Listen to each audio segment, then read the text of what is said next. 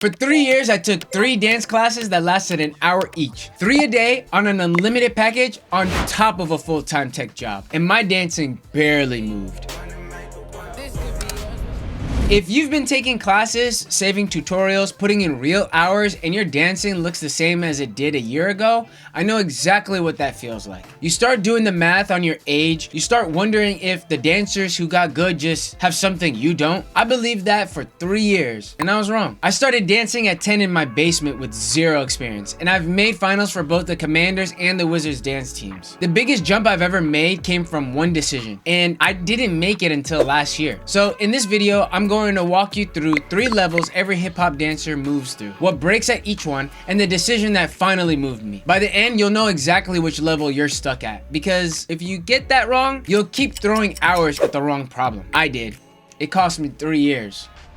Let's start with level 1, because this is where placing yourself wrong gets expensive. If you're actually a beginner and you train like an intermediate, every hour you put in this month lands on the wrong problem. Here's how I know what level 1 feels like. About 6 months into going into a studio, I was in Alec's intermediate hip hop class at Certified Dance Studio. I could not do a pas de bourrée without actively struggling. A kickball change, ball change, same story. I was sitting in an intermediate class, failing the beginner curriculum, and nobody told me. I knew what the up groove, the down groove, and the bounce groove were. I could tell you the words, but when a real 28 count piece went by, I couldn't see them in it at all. That's level 1. Dance is a list of shapes to copy, and your body can't keep up with the list. My limiter was stamina and having no bank of moves to pull from. So I did the only thing I knew, volume. 3 classes a day, every day. And volume worked until it didn't, because a new wall showed up. I could do the moves, but I couldn't hold 10, 15, 28 counts in my head. Choreography retention became the whole fight. And here's what nobody in those rooms could give me. I was one of 15, 20 people in a class. Not one teacher ever looked at me and told me what my specific body was doing wrong. The advice was, just do it. Dude, I couldn't just do it. I had no reference for what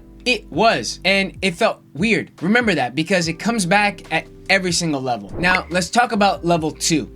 And honestly, I bet money this is where most of you watching are sitting. This is the sneakiest level of the 3 because you feel like you're winning. And every rep you do here without knowing what I'm about to tell you locks the mistake in deeper. Around year 2, I broke through the retention wall. I could hold full pieces in my head. I could execute every move in them. I know what you're thinking. I can do the moves, so I'm doing it right. That's exactly what I thought too. But when I compared my version to the choreographers, something was off. And it took me forever to name it. Placement. I did the right moves at the wrong spots in the music. Pocket has the biggest issue of my dance life, and funny enough, freestyle caused it. I came up freestyling in my basement, and freestyle lets you put any move at any moment. Amazing for creativity, terrible for discipline, because nobody's making your moves live on specific sounds. And it got worse, because my references were polluted. The internet is full of choreography that doesn't actually sit on the music, but they still call it choreography. Even the teachers around me were still learning how to choreograph. I was trying to fix my placement by measuring against a broken ruler. Every teacher explained pocket and musicality differently, and nobody translated between them. So I stayed confused and pulled the only lever I had.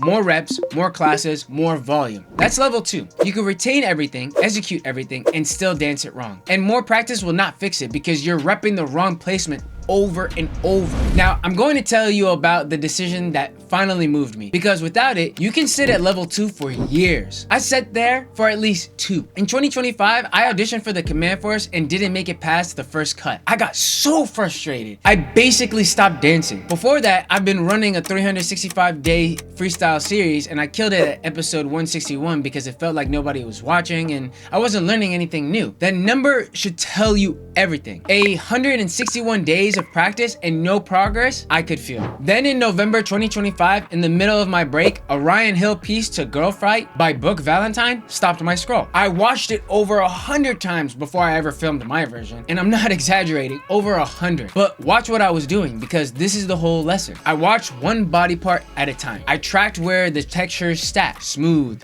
sharp, quick. I tracked where every move landed in the song, on the bass, on the synths, on the actual lyrics. I watched how every dancer presented themselves to the camera. Then at the gym, I drilled it in the 8-count chunks, stitched the seam between chunk 1, chunk 2, marked it, and then went full out. For 3 years, I believed more reps was the answer. The decision I finally made was to listen more than do. And once I made it, my eyes opened. Now, when I see a piece on my feed, I can see the movement matching the sonic qualities of the song without anyone telling me. That's level 3. The moves didn't change, my seeing changed. There's one more thing I have to tell you, because level 3 has a wall too, and mine got exposed in a room I did not expect. I was taking class with Lindsay Ducos, one of Chris Brown's dancers, and her note to me was simple: look up while you dance. That one hit different because I knew why my eyes were down. The losses had gotten into my head. Not making the team, the year I quit, all of it was living in my body, and my dancing was telling on me. My mentors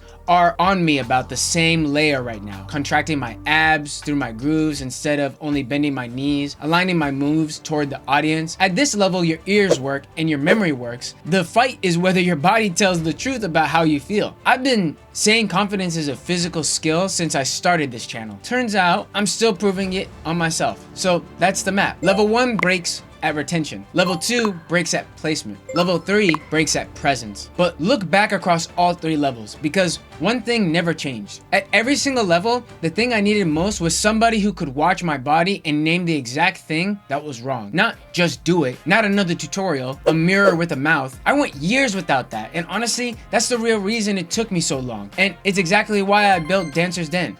It's a community for people like us with careers and limited time, where you film yourself dancing and I tell you specifically what's wrong and how to fix it. It starts with the free 7-day hip hop challenge, 10 minutes a day, 1 lesson a day, and you post what you practice. Nobody should need 3 years of confusion to learn what somebody could have shown them in weeks. Links below. Come find out what level you're actually at.